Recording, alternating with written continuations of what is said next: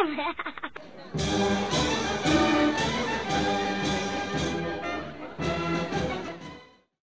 this is Patricia Lee, okay, the fairy godmother concept, and she's part of a team, okay, Chan Xiangjian and Zhu Chao, which wasn't actually stipulated in the application because there was no inking. So we couldn't really mark it on inking, but the concept and the writing did well enough.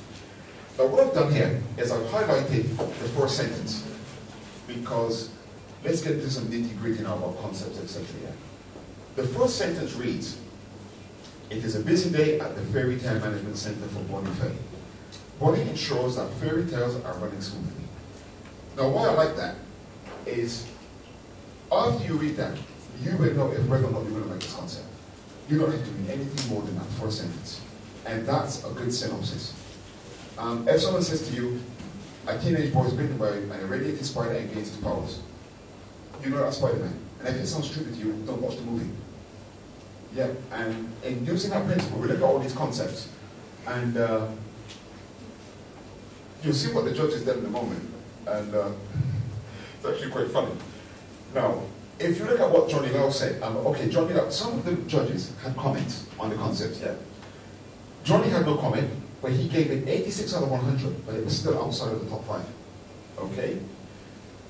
My words were, a great effort here, not totally original, but displays nice humor, gravity, and conviction of plot.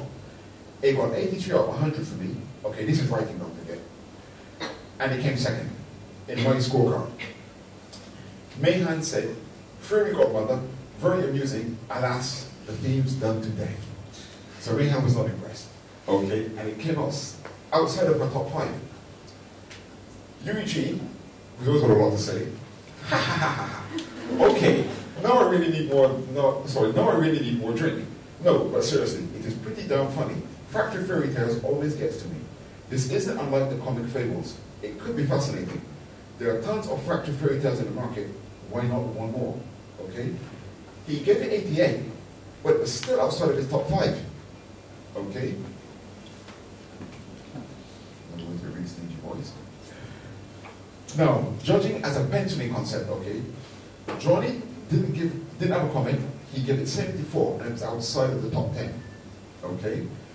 I said superb draftsmanship, maybe a few more backgrounds are required, but what is already there is very convincing. Okay, so I always say that thing. I give it 95, and it came third on my scorecard for penciling. Okay? Amani recommended the penciler and gave it 76.3. Now, Amani also is a part-time physicist. So he's the only person that has a point anything in this whole competition. Okay? He's one of those rare people who are both left and right-sided brained. Okay? And he actually placed it second. So me and Amani are kind of on the same page here. Zaki, that stingy judge, he had no comment. But look at this. Only 74, and it was first. That means that no one even qualified for 80 or anything like that. So yeah, Zaki is drawing first. Okay. Now after you add up all of that, actually, when you go through all of the pitfalls, the other concepts, etc., even with such negativity, overall it still came out on top. So you can see how judges, when you have varied judges across art and writing, it makes for very, very interesting decisions. And I think it's as fair as you can get. Without thinking too much, who thinks that that sounds interesting? So it's, okay, it was almost 50-50, right? Now let's just go and look back at what the judges said, right? Right, Johnny had no comment, but he gave it 86, and it's outside of his top 5. Okay? I said fairy godmother here. I said a great effort here, not totally original, but it displays nice humor, gravity, and conviction and plot. I give it second.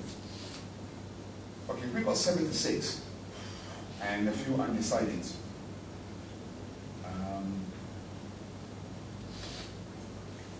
Well, 76, I suppose it's in favor. It's not that bad a concept. So fairy godmother, very, very handy. Very amusing. Alas, the thing's been done today. So maybe that slow hand raising, maybe a lot of you kind of agree with my hand, but you still think it was quite interesting.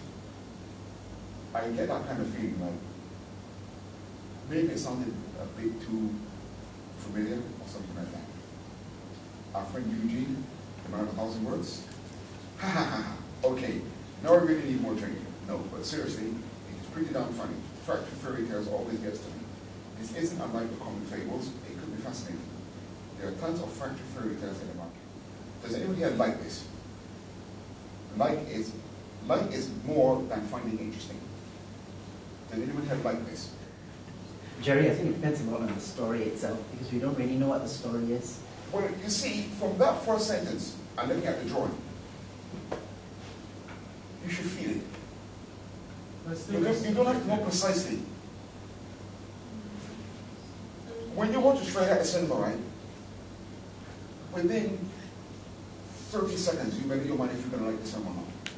Well, I mean, I think it's a good concept, and the art is good, but it's just not my thing. So it's very subjective. I feel bad for saying I don't like it, because I think it's No, good. you can't. Personally. You mustn't feel bad. Once you give a reason for why you don't like it, that's fine. It's when a person says they don't like something, and then not give a reason, that's what's offensive. You must know why you don't like it, you see. But there's nothing wrong with saying you don't like something, so long as you're constructive in the criticism. Destructive criticism doesn't help anyone. Was that a yes or no? Pretty much. It looks pretty young. It's probably planning to like 12 to 15 or something. A bit less. So yes, I mean, the okay. really good, but it looked very Disney-like. Very Disney. And I'm not the Disney kind of person. I see. No Pixar then.